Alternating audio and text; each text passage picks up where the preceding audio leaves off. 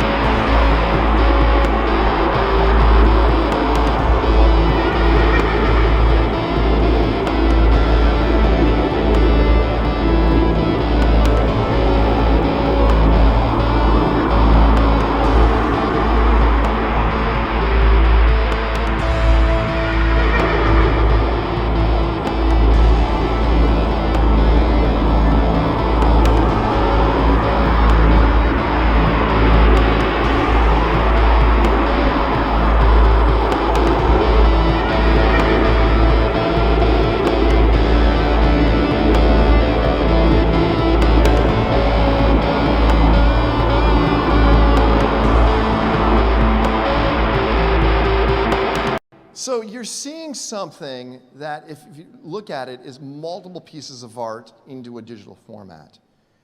And what's happening in the digital art space is, who here owns a Lamborghini or Ferrari?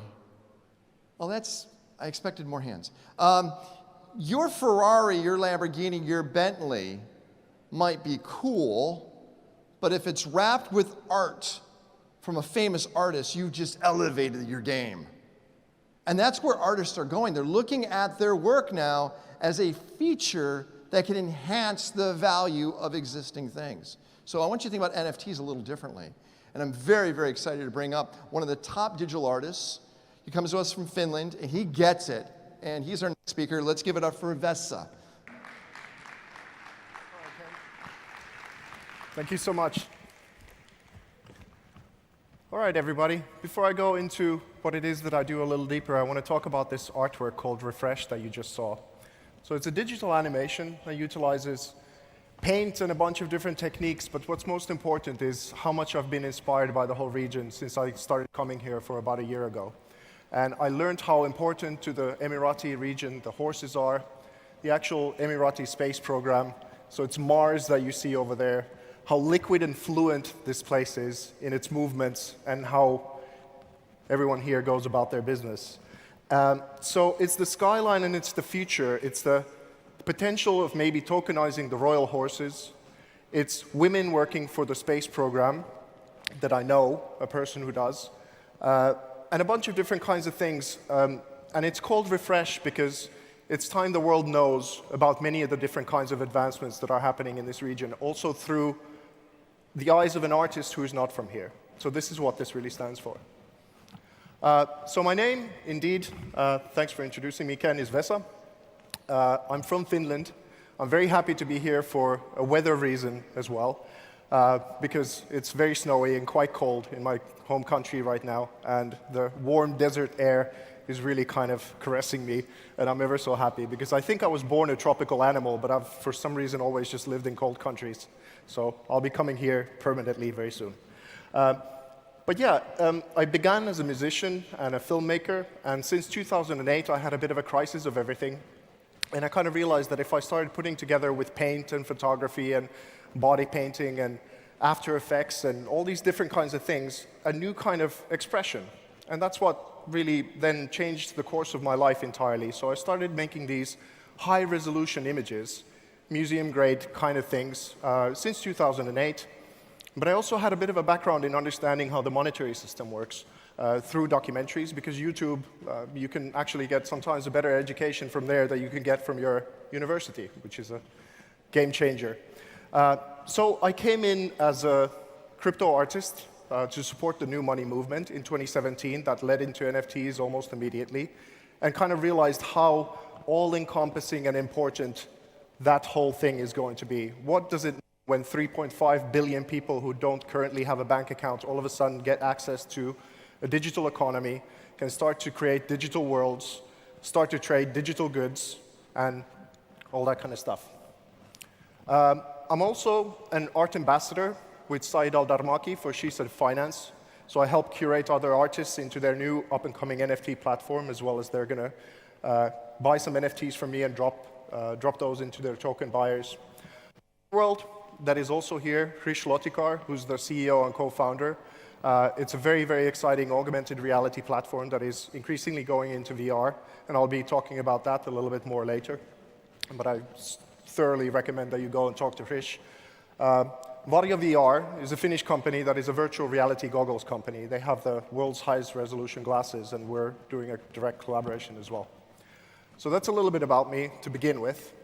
And I recommend that you download the Artivive app, because when you go to these cars in the other exhibition hall that we're doing, there's some artworks also there that you can use augmented reality on. And it's through this Artivive app that you'll be able to see the physical representation of that refresh artwork. And then when you point your mobile phone on it, the NFT side, the digital animation, will start to play.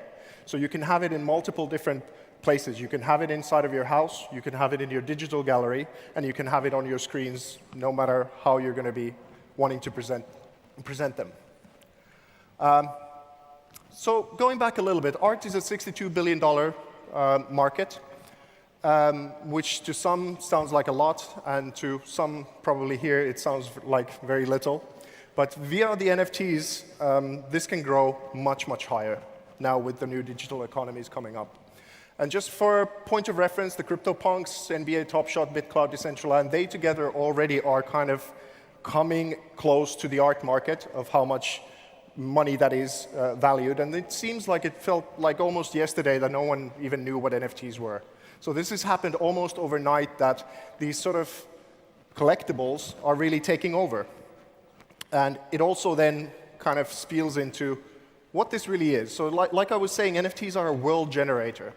If you can own digital land, like let's say the Earth's resources in many times over are in a kind of crisis, and we've been utilizing them quite a bit. And Elon Musk is going to Mars, and maybe the Emirati space program is taking us to Mars and getting those space resources. But let's be real, that's quite a long way away for the normal people, for them to be able to kind of benefit from that in any kind of tangible way whatsoever. So it sounds like a billionaire's pipe dream to most people at this moment in time.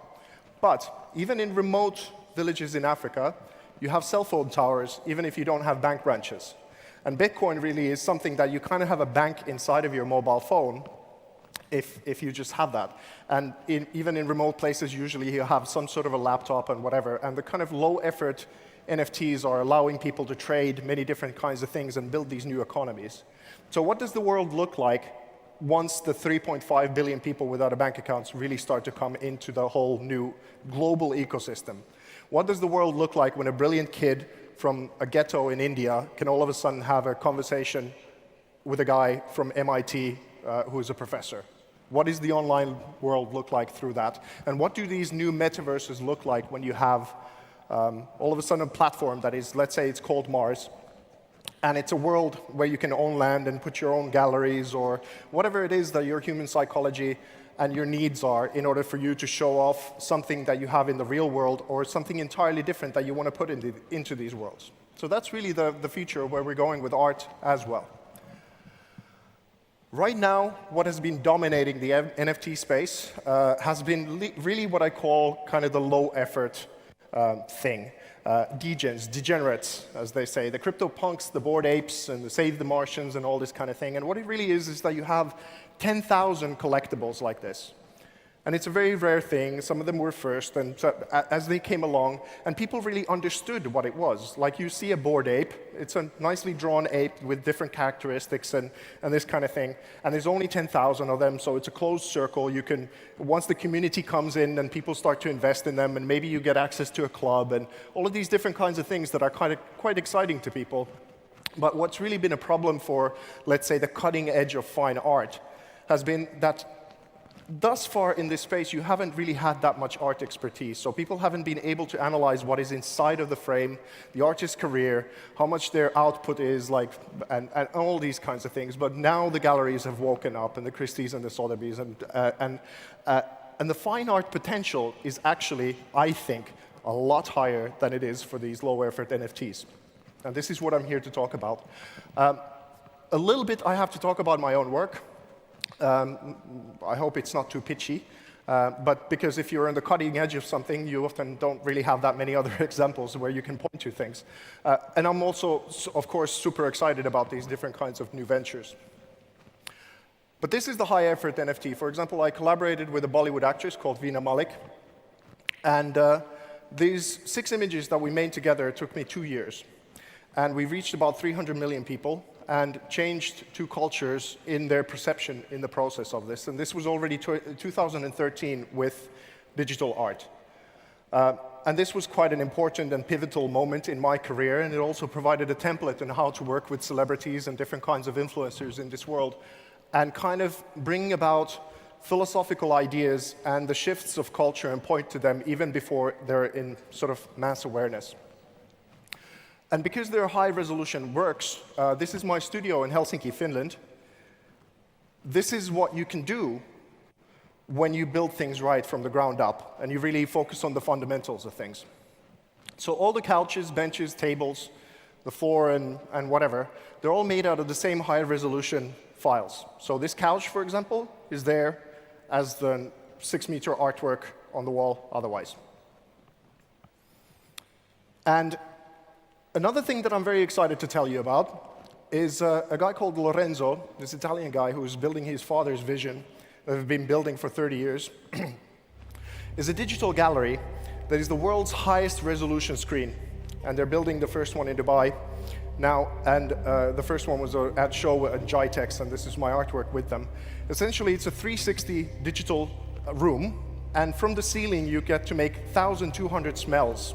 Everything from the smell of blood to a tropical jungle, you can make the atmosphere be there. You can change the temperature of the room to become tropical or cold, steam and all different kinds of things. They call it multisensorial art experience, and they're building much more than that. But again, if you think what art just used to be like for people, is that you go to a cold kind of gallery with white walls, and there might be some kind of cold attitude even, people don't know you, it's like, is this nice to come into, what's going on here? Now the future of art is that you're on your home couch, you put on virtual reality goggles, no one gives you any pressure, no one forces you to buy anything or even intimidates you in any kind of way, and you get to have fully immersive experiences because some people are going to be able to build these kind of galleries inside of their homes or their businesses and cafes or whatever it is, hotels. But also the virtual reality goggles is the most intimate way to experience something that you go and live inside of an art piece. And how I came about some of this kind of, I suppose, perspective to looking at things this way is that in my early 20s, I'm in my 40s now, I came across this guy called Ken Wilber, and he's the father of integral theory. And it's this sort of map of our whole human development from individual to group to internal to external, our experiences put from since the archetypal development of us to the enlightened master spiritually, basically. And he mapped it all together, and it was really, really difficult to try and understand the first thing that this guy was saying when I was in my early 20s, because I just didn't have the vocabulary, I didn't have the understanding of many of these kind of cultures, and it's a complex system, but slowly but surely I started to understand it. And through that, I started making films with that perspective, and then art and so forth. And to his credit, it's the kinds of level of people like the Clintons, presidential politically. I'm not saying any political statement, I'm just saying it's that level politically that he's gotten endorsements, as well as the Matrix directors when they go and talk about their most cutting edge things. They go to the Integral Institute in Boulder, Colorado to do so.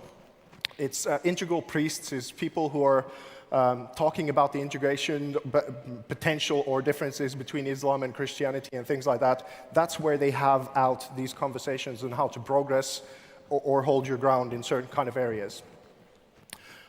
So this is why it's important that when in 2014 I had the privilege of having my second show with them, Michael Swartz, who's a professor of history and philosophy of art, he said that my art is among the most integrally advanced in the history of Western abstraction.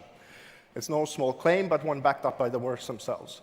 And what that really means is the same category of Dali and Picasso and Rothko and Kahlo and so forth. And that's a certain kind of financial floor as well, of what that means. And Why I'm not such a fan personally, I understand that the apes and degens and all this kind of stuff is a lot of fun, and it's youth culture and investment and developing, but I'm the opposite of the aping in. I'm like Rory Winston here says that what I've done has no points of reference. I really, as childish as it sounds, was able to make something new in this world. So it didn't exist before I kind of put it together in this kind of a way. So these kinds of things usually have at least some point in culture. I'll leave that to you to evaluate.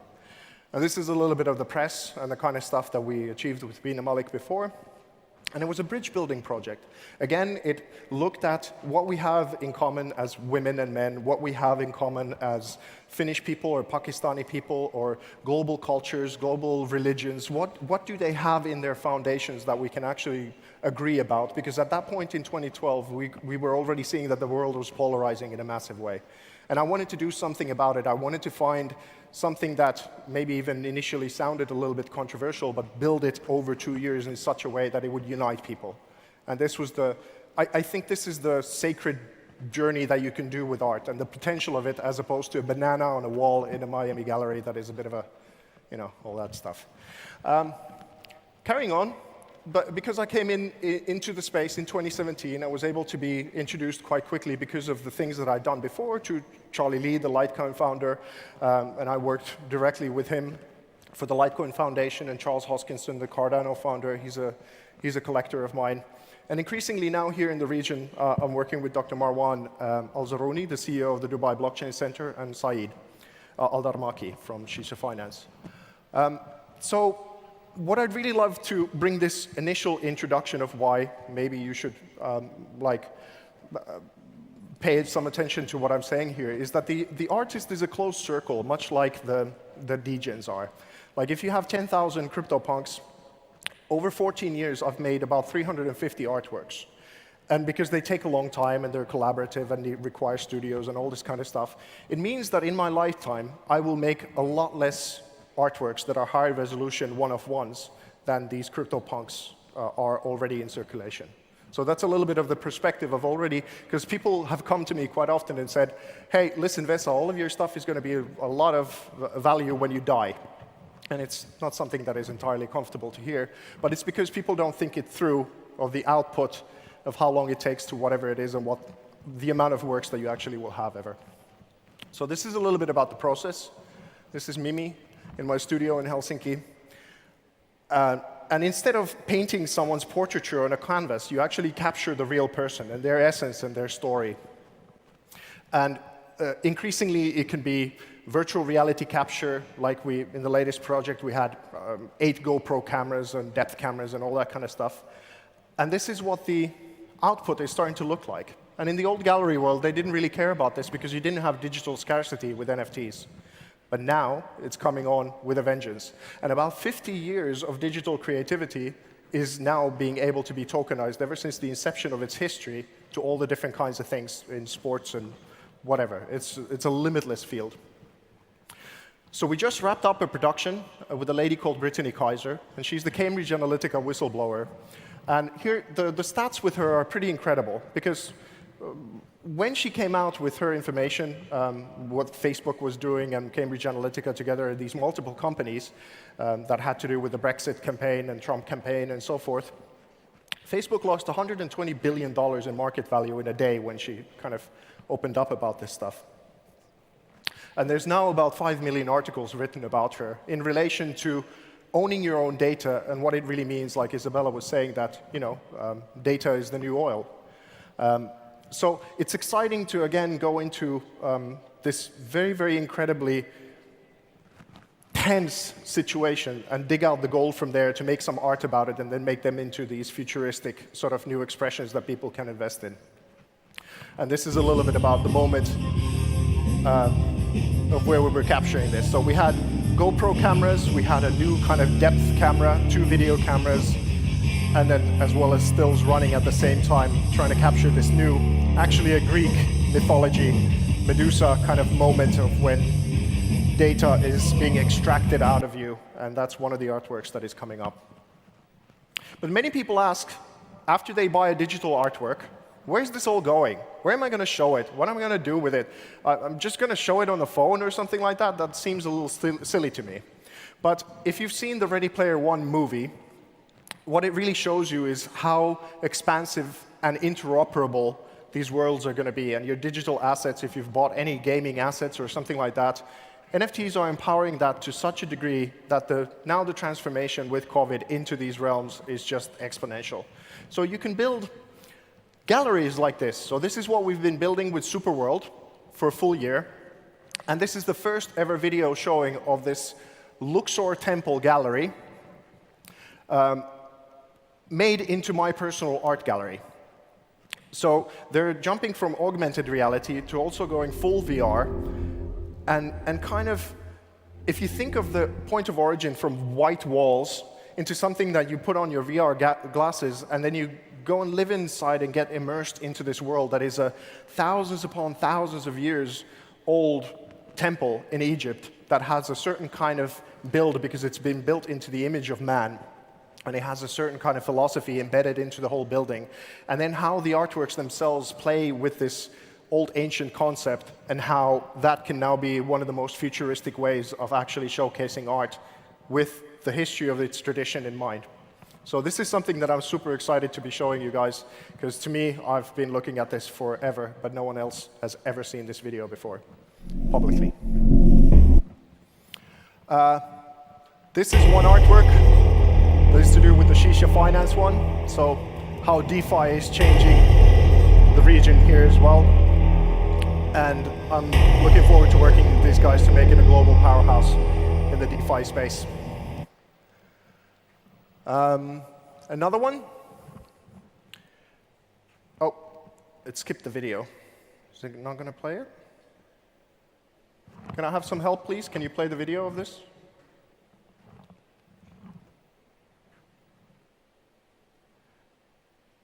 OK. Well, this is a virtual reality piece.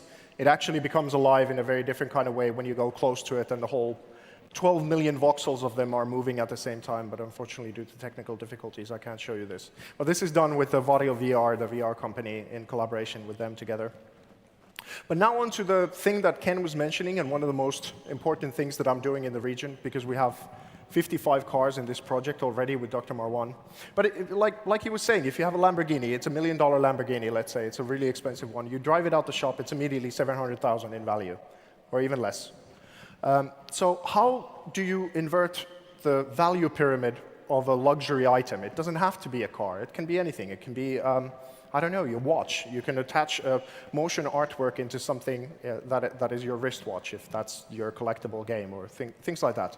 So what we started looking at was Dr. Marwan's own personal car from 2017, a Model S Tesla. And we wrapped it into a unique digital piece of art that is an NFT. And what you saw there was the physical car. But then I started evolving the concept a little bit with him, and we thought, wouldn't it be cool if you had a virtual reality asset of this car?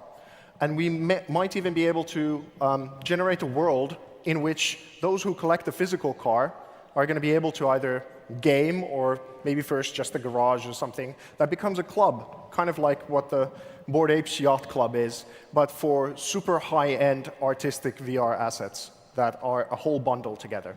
So this is something that I think is a very, very cool thing. And it's made in the true spirit of DeFi, so Compound Defiance is the name of it, and you might be able to recognize the Ethereum logo at the center of it, so it's all over that car, to kind of pay tribute to this movement that is happening. Like I said, the project lead is Dr. Marwan Al-Zaruni, and he's a tremendous mind, and I'm so honored to be working with him on this. And here's some of the cars. They go from 50s Americana cars to these kind of things that look like missiles or tanks or whatever. And we actually were talking with a guy who has a Russian decommissioned tank that we might turn into one as well. And I'm not going to say anything more about this at this hour, but that's coming up. Game assets.